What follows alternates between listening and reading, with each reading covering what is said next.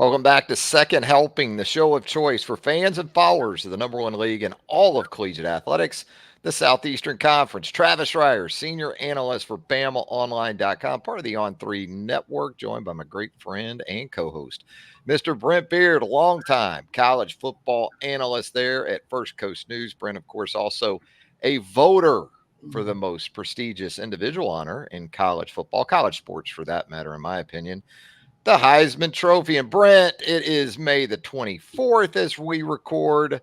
That means the month of June is right here upon us. That also means you're going to see teams in college football, specifically around the SEC, really start to take shape for the 2024 season. You got the late enrollees coming in. You've got transfer portal targets and signees, or additions, I guess you could say, coming in. It's really an exciting time of the year. It is, in terms of what these teams are going to finally look like. And I think we're all ready for that. We're getting a little bit of an indication from the preseason magazines, from articles written about individuals, but we need to put all that together, don't we? And be able to see some of this. And frankly, for Trev, I would guess what, except for the 4th of July, this weekend, and by the way, happy Memorial Day, and thanks to all the folks who have served in the military, and Travis and I both have parents, grandparents who did that, and we're grateful for what they did. But it's a fascinating time of year as we start honing in on what we're going to see in August and September. Yeah, it used to be you had early enrollees. That's been a thing for a while now. Now you've got tons of early enrollees. It's almost as if, why aren't you here in January? If some of these guys decide to hang around for the second half of their senior year of high school, but still some impactful guys from that. I think Ryan Williams for Alabama comes to mind at the wide receiver position, but it's not just high school guys. That's Again, right. with the transfer portal, just in the last week or so, and really continuing right up until the summer semester work, you're seeing additions and teams finally taking some kind of a shape. But the process has changed. It continues to change, and it's all sort of connected as well. We're also going to have the SEC spring meetings coming up as well. So that's something we'll be keeping an eye on. And I know you're very excited because you kind of hit on it. Those preseason mags, Brent. There he is. Look at him. That's a happy camper right there. That's right. Yeah. Yeah. And by the way, they came in on the 23rd. Or this is when I got it. Last year, I got it on the 23rd, too. So there's no That's Lindy's, right? That's got there. Lindy's. Okay. It is. We're waiting on Athlon. Phil Steele will be out more closer to the 4th of July. His last, it's like June 5th is when it goes to print. So that's of course,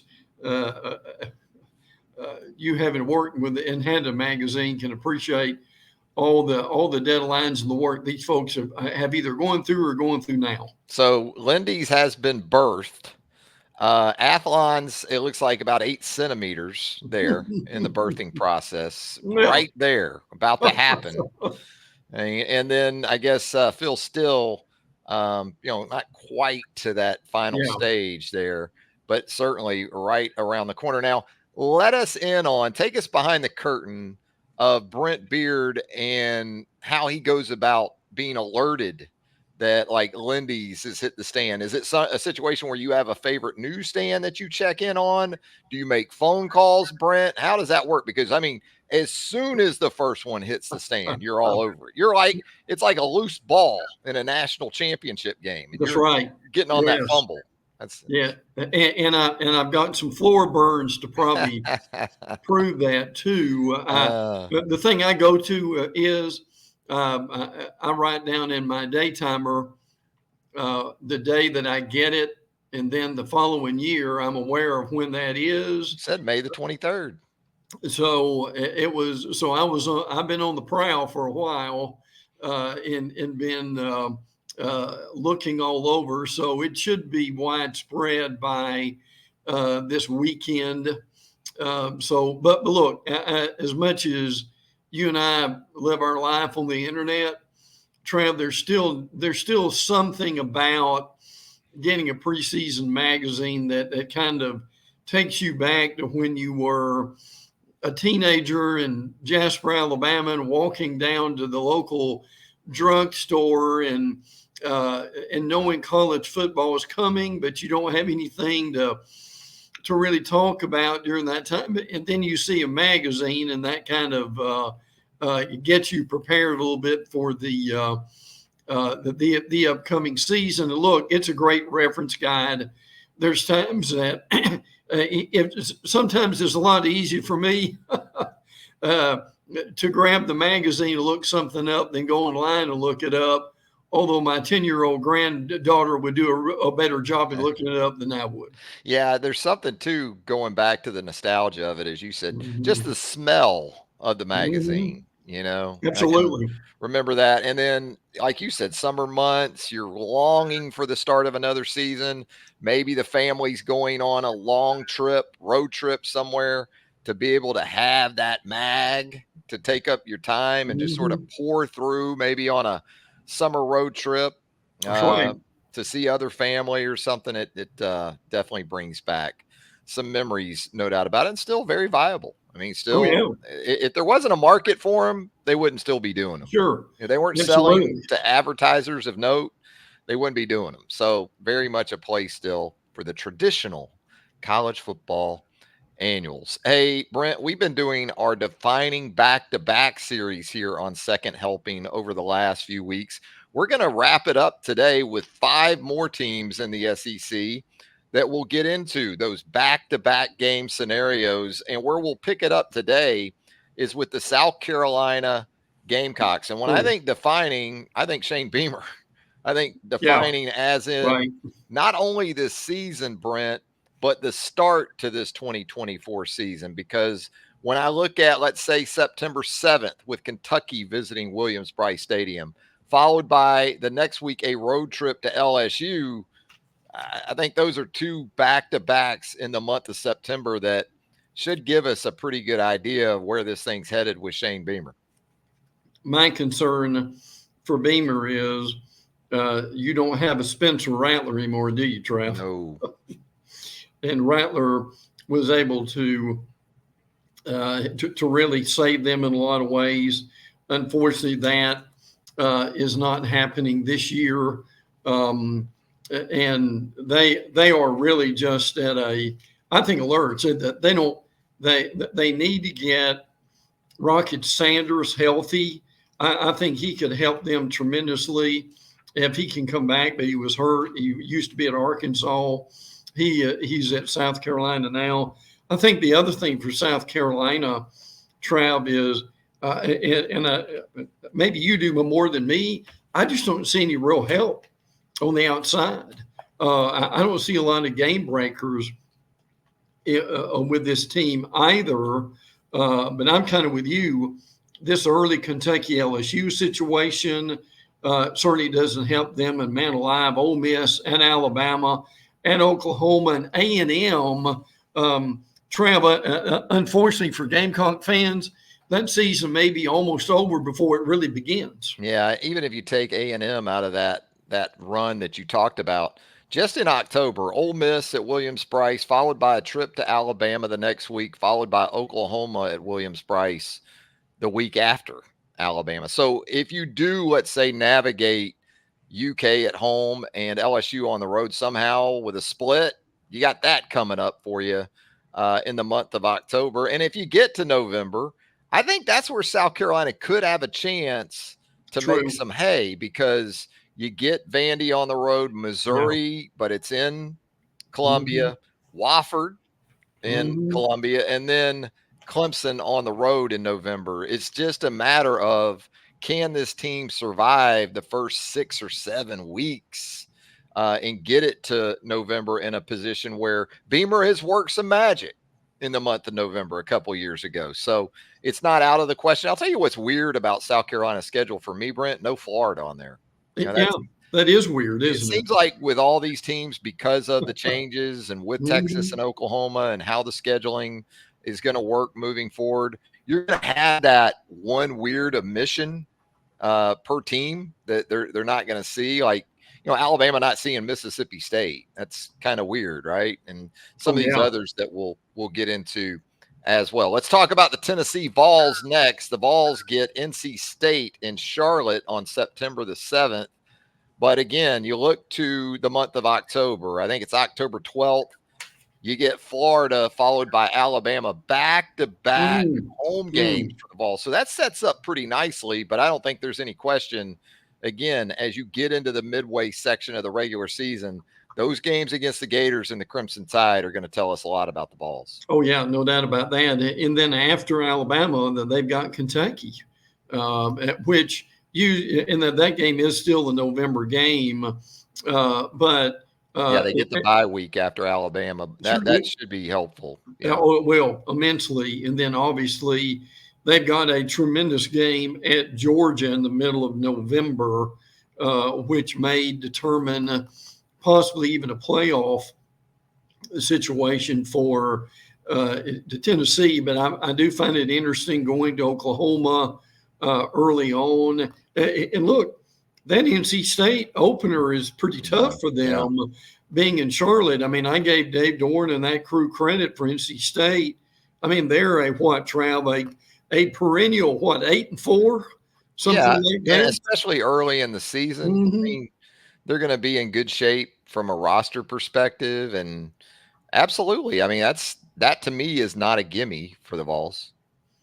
Well, and everybody has their mind on Nico Lamaliva, and we'll learn how to pronounce it before it's over. But the thing that I want to see is how that defense does. James Pierce, I think we know, is going to be a monster on the defensive line along with Amari Thomas. So defensively, again, will determine how they do this year. Yeah, you talked about Georgia on the road in November. The good news about that is that trip to Athens is sandwiched between home games against Mississippi State and UTEP. So Yes, when I look at Tennessee's schedule as a whole, yeah, I mean, Alabama's there, Georgia's there, OU on the road. Those stand out, but I still think it's manageable just in terms of how it lays out. sure. Yes, NC State on September the 7th, but you don't go to Oklahoma until 2 weeks later, right? And Right, then you right. get a bye week before you get um, Arkansas in early October. So just kind of seems to set up pretty well, I'd say, for Josh Heupel's team looking ahead to this season. What about the Texas Longhorns? I don't think it's a sort of easing into the pool for Steve Sarkisian and the No, Longhorns. Not when you go no. to Michigan on September the 7th, but again, you get into the meat of the schedule the month of October. How about Oklahoma and Oh, Dallas on oh. October the 12th, and then Georgia and Austin the very next weekend? Well, there's some made for TV games, are there not? In Texas first year, and you're right, there is no easing in by any stretch of the imagination. And we mentioned Georgia. That certainly is after Oklahoma. Now they've got a bye week there, which will help them, but still that back to back is still going to be rather difficult during that time too. And then the schedule kind of lightens up for them. I mean, win or lose with Georgia. I mean, you've got Vandy, Florida, Arkansas, Kentucky, and A&M, which will be, frankly, unbelievable by the time they get up to that. But Travis, I mean, win or lose against Georgia, what's in their favor is they may run the table the rest of the year. Yeah, I could see them going even 2-1 between Michigan, Oklahoma, and Georgia in Sure. the first half of the season. And if they do that, I think they're assured of a playoff spot Yeah, because absolutely. I don't think November for Texas to me could be sneaky tough. Yes. Yeah, Florida and Austin, Kentucky and Austin, that helps. Should be fine on the road at Arkansas in November. Boy, what an anticipated matchup to cap things with Texas A&M in College Station. Really, That's really. I hope that works out where Texas is really what we're thinking the Longhorns can be, and that A&M is improved Yes. a pretty good bit. Connor Weigman's healthy. at quarterback for the Aggies. I hope that game lays out to cap the regular season the way so many of us would like to see. But yeah, I think if you go 2-1 between Michigan, Oklahoma, and Georgia, 12-team playoff should be pretty much a lock for the Longhorns. And certainly there's the potential that Texas is going to be good enough to go 3-0 through Oh that yeah, stretch, especially with yes. Michigan going through some significant change up in Ann Arbor. Trav, does that A&M game have game day written all over it? You got to think. I mean, even if the teams don't live up to it going into it, it's historic, right? It is. I mean, Absolutely. it's an all-time rivalry that you're cranking back up. So I would think so for sure. And speaking of Texas A&M, let's talk about some back-to-backs for the Aggies. Brent, you got that Notre Dame opener, as you've said here with us. Somehow that game's flying under the radar, it seems like, for a August the 31st game to have Notre Dame on the road at Texas A&M. We're going to be looking forward to that one, no doubt. But I think when you get to late September and early October, you get Arkansas in that neutral site game, the Hogs and the Aggies there at Jerry World on September the 28th. And then A&M gets Missouri at home the next week. And so for where the program is right now, I know you can talk about, well, you still got Texas down the road, maybe at Auburn leading up to that Texas game on November the 30th. I just think it is an early sort of under the hood check for Mike Elko and where this program's at. For me, it's that neutral site game against Arkansas in late September, followed by the visit from Missouri a week later. Yeah. Well, look, I'm going to copy you on that one. And the reason is, Trey, that Arkansas game is a really emotional game for both those teams. Seems to be a gateway game for both those teams, doesn't it? The winner seems to come out of that a lot better than the loser, even though it's not late in the season, right? Yeah, agree. Oh yeah, and then I mean, you go from a very emotional game where you've got to do what you can to contain Luther Burden and Brady Cook. So no question about that. That's going to be a very difficult game for them. But again, I like Mike Elko. He loves their defensive line and what those guys have got. They've done a really good job. And even with the departures, LT Overton, Walter Nolan. I mean, they had some significant guys move on, but it looks like they still have plenty in the tank up front on defense. And Trav, real quick, if you had to rate quarterback rooms with Weigman and this bunch, this is at least a top 5 quarterback room. Could you make that argument? Yeah, the silver lining with the Weigman injury last year is that A&M got some positive reaffirmation in terms of its quarterback depth because there really wasn't this significant drop off after Weigman went out. It's more of some other areas of that football team and just kind of this dysfunctionality at that point under Jimbo that was probably as much of a problem as anything else. I'll give you another sort of sneaky 2-gamer though for the Aggies, and it comes in late October, early November. You get LSU in College Station. That's moved up. That's a late season game in previous years. On October the 26th, then the Aggies go to South Carolina the next weekend. That's just a 2-game stretch. That's that trip up kind of stretch that you could see for the Aggies, how they get through that. And we talked about it earlier. You get to Auburn on the road November 23rd, and then Texas in College Station on November the 30th. If you're in good shape going into that finishing kick, all eyes will be on the Aggies, no doubt about it. What about the Vanderbilt Commodores? This offseason, it just seems to be a total overhaul of the program without making an outright change at the top spot with Clark Lee. It feels like this team has totally turned over up in Nashville. And, I'm going to go with the first 2 games of the season. Absolutely. Vandy gets Virginia Tech, and I know it's Alcorn State. And really, I'd extend that even into Georgia State. On September the 14th. Those first 3 games, if for some reason you're not 2-1 coming out of those 3, perhaps even 3-0 because you get Tech at home, ominous I guess, is the adjective I would use to describe maybe the immediate horizon for the current regime.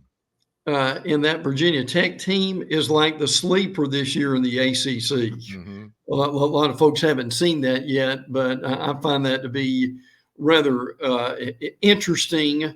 But boy, oh boy, then you've got that at Missouri, Alabama, and then at Kentucky. And you're right, they need to win those first three because and be 3-3 after six. I've heard good things. I'm curious what you have.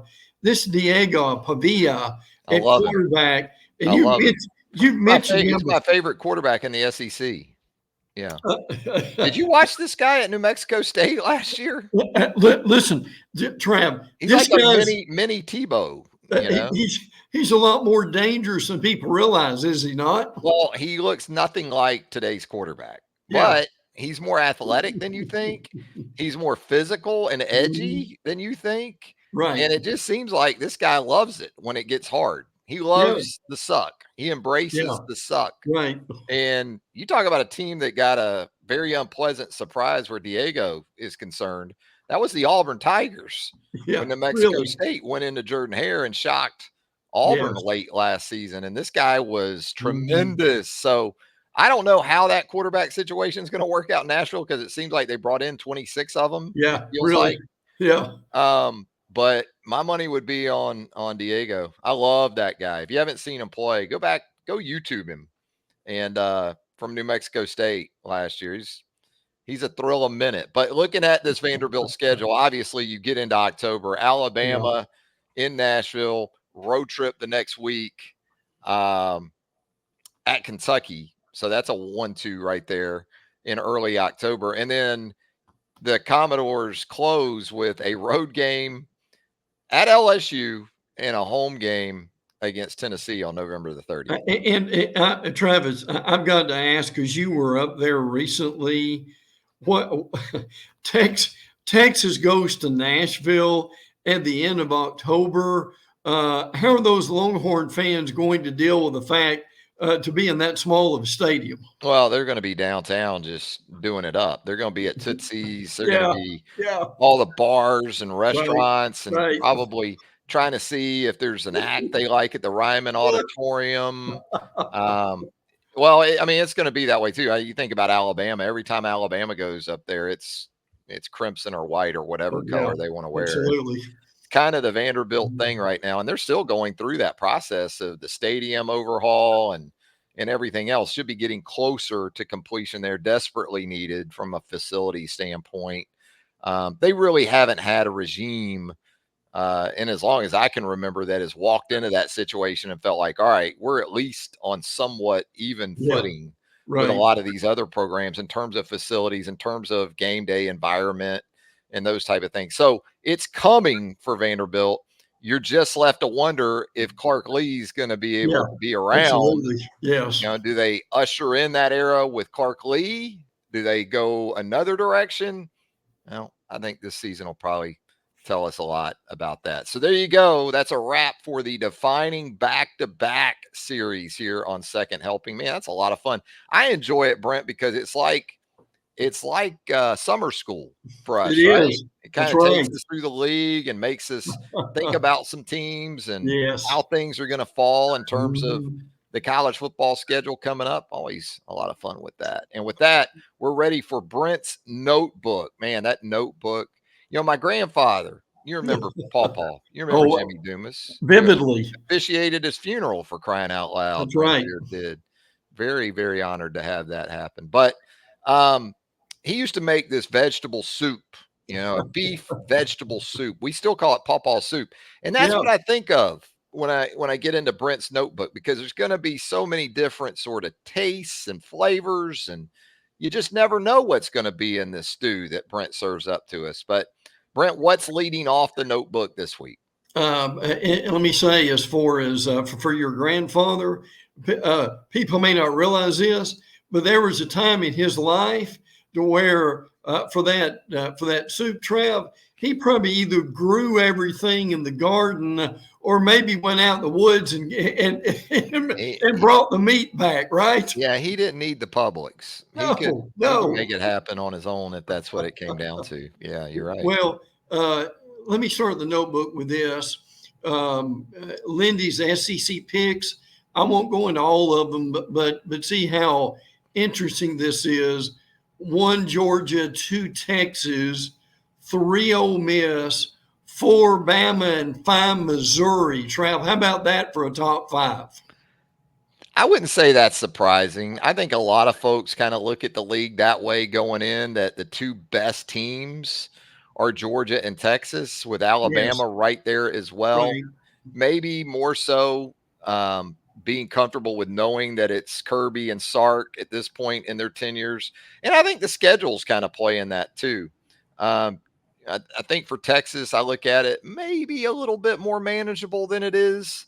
Um, for Georgia, some of that having to do with even, I guess, the non-con, because Georgia does open with Clemson. That's not an SEC game, but still, um, I would go that way. Yeah, Yeah. I think that's fair. I think some of it too is, I think Ole Miss, Jackson Yes. Dart back at quarterback, Brady Cook back at quarterback for Missouri, and also the schedules for Ole Miss and Missouri seem to line up pretty well.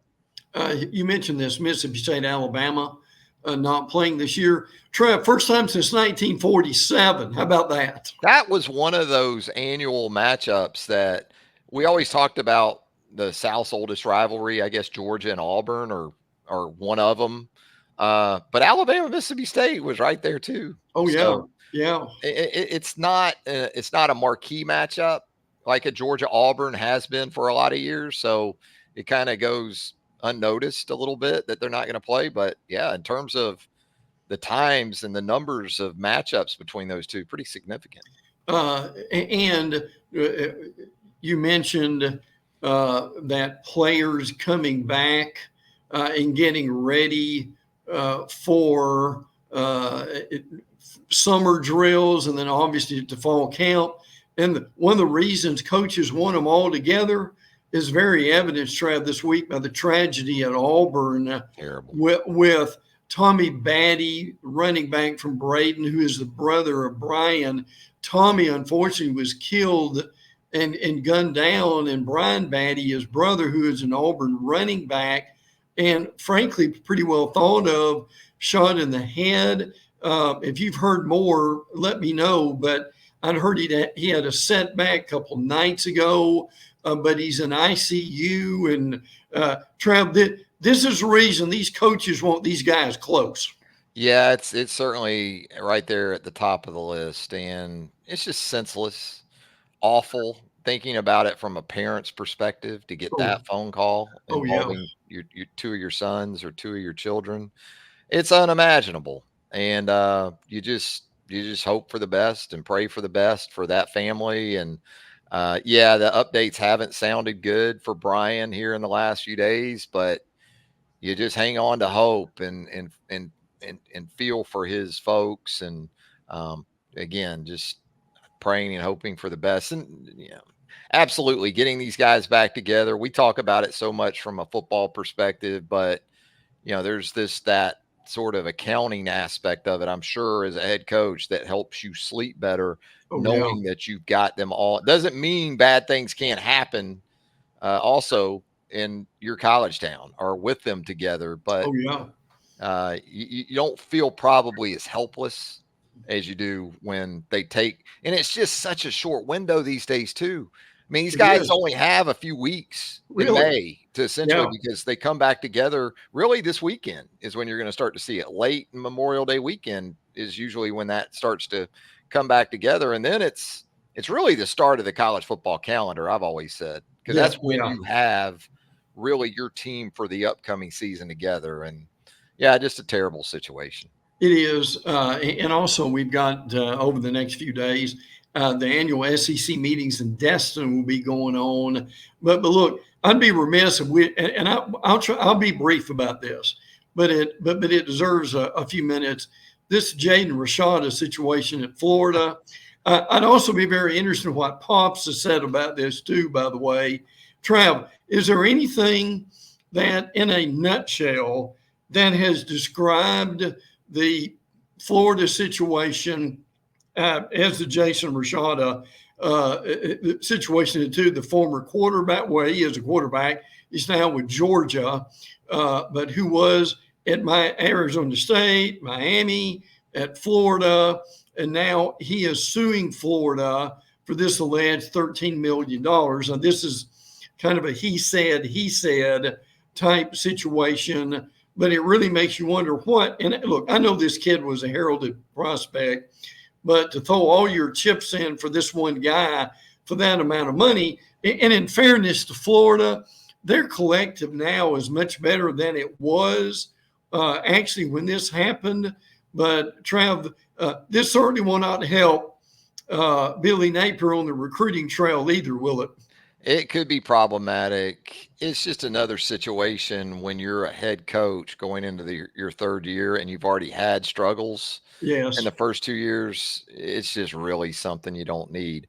And it also tells me Miami is really writing some big checks because apparently Really? Miami was ready to pay Rashada like Yeah. 9 million or 9 something. million. Oh, And I yes. think Miami isn't bluffing. See, I think that's part of Rashada's claim, right? That Florida gave him a big number with the intent of never paying him, Right. but it Right. kept him from going and getting real money Mhm. in all likelihood from Miami. So it's a mess.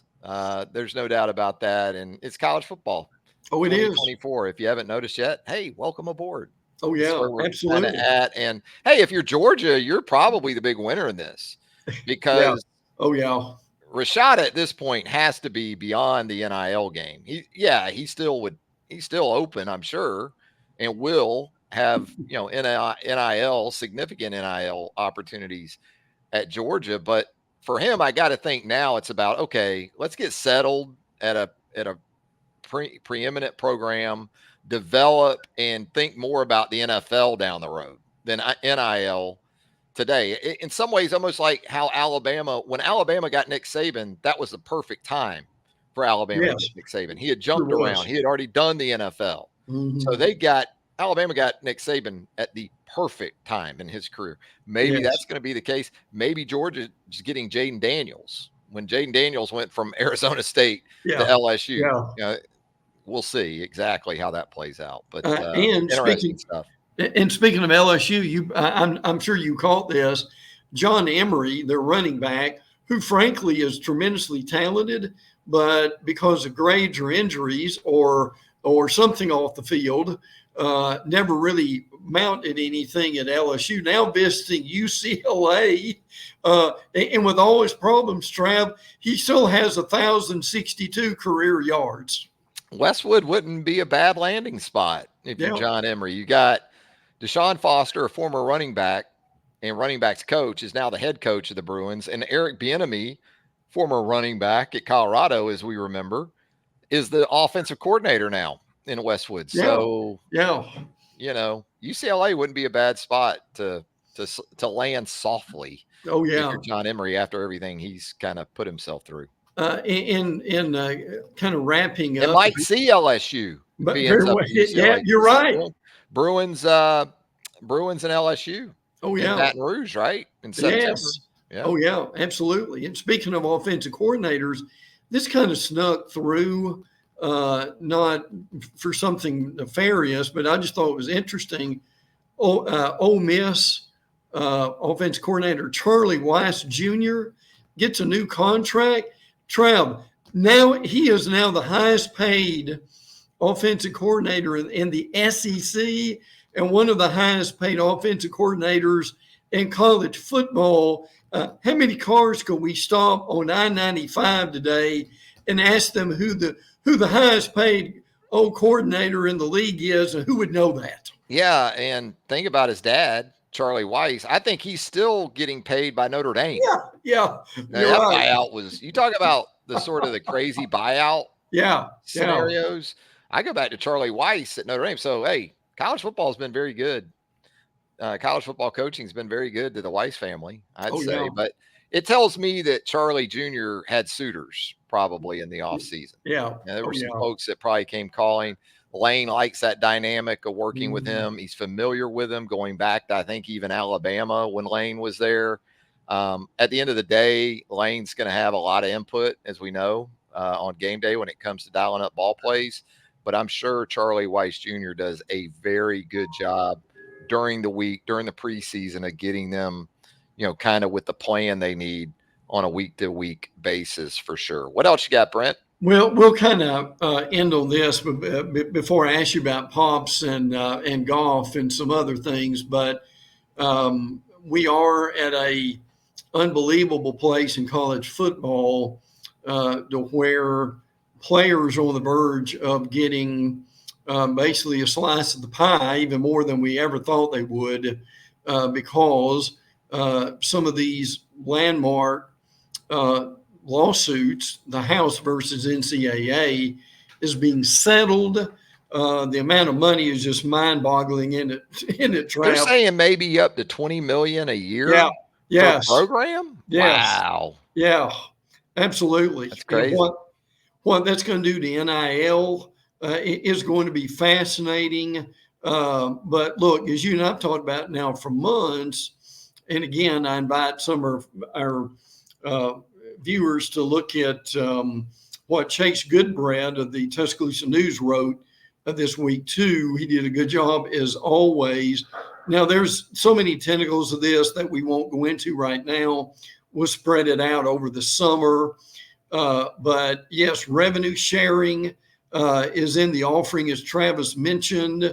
But Trav, there's roster limitations. I believe there's going to be contracts. There are so many things to this that are going to come up in the next few weeks.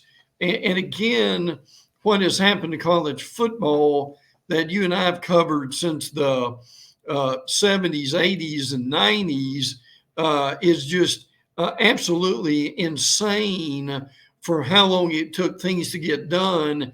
And now we're seeing, seismic shifting things happen, Trav, in just a matter of days. It's on the NCAA and the member institutions, though, because the money didn't just show up. Absolutely not. Yeah. Money's been there for a long time. You talk Yes. about how long we've been around and doing what we do.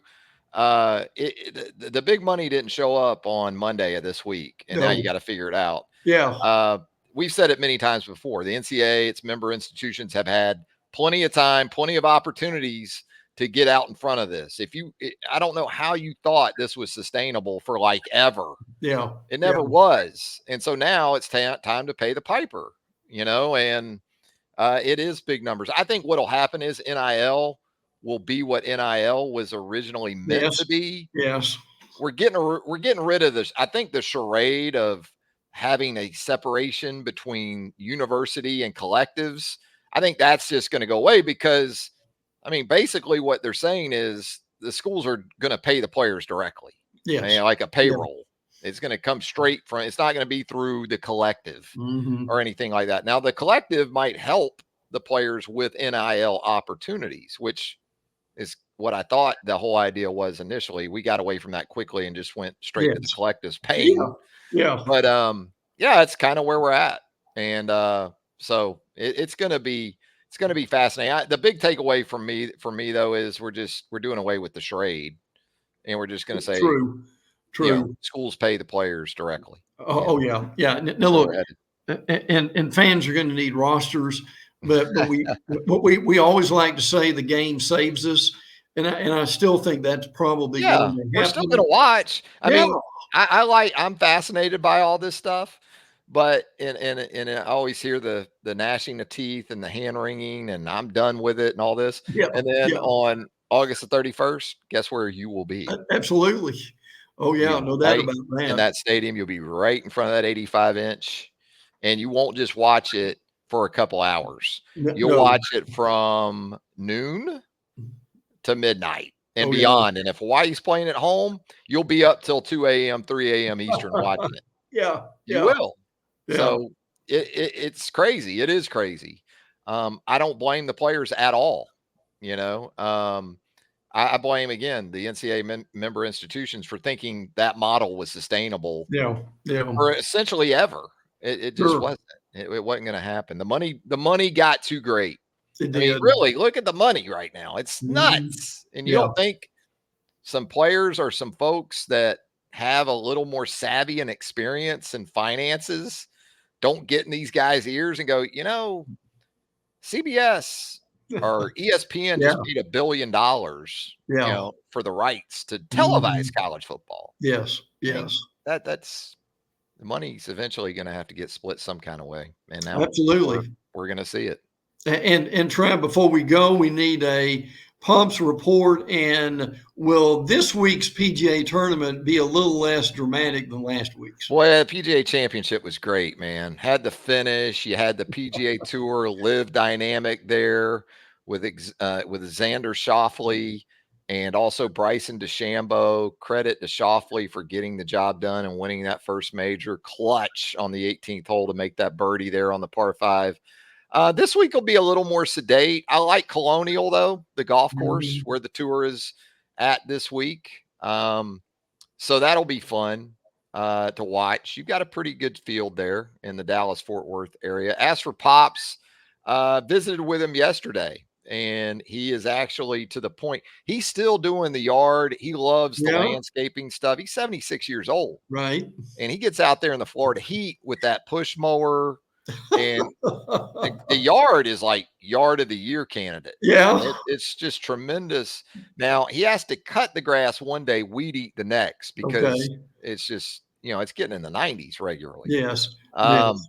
but he's good. He and Nana seem to be just trucking right along. Mhm. And we got Beach Week. We call it Reier Palooza every year. You know what I'm talking about Oh, down at yes. Crescent Beach, Oh, yes. right a few doors down from the Spurriers. And Yes. so that's coming up in about 3 weeks, and that's always a blast. So we're looking Mhm. forward to that with Pops. Absolutely. Wonderful. Well, again, from one week to the next, we never know what's going to be going on. There'll be more More magazines that be mags. coming out. So, got Athlon and Phil Steele, as we mentioned, that is around the corner. And Trav, again, very thankful. I know my dad was in the Air Force, and Yeah. you got folks in the family who did similar things. So, our thankfulness, prayers, and thoughts go out to those who have served and who are serving. Yeah, and with Memorial Day, the emphasis on those who gave all, right? Killed in the line of duty, those type of things. You can't express enough gratitude. One No, day, I've said it absolutely. before, isn't enough. It needs to be every Yeah, day to have that really thought does. and acknowledgement. But we certainly want to do that here as we wrap up another edition of Second Helping. Brent, always great stuff. Look forward to doing it again next week. Have a great holiday weekend and take care of yourself. You too, brother. Take care. For Brent Beaird, Travis Reier, thanking you for joining us right here on Second Helping. Until next time, so long, everybody.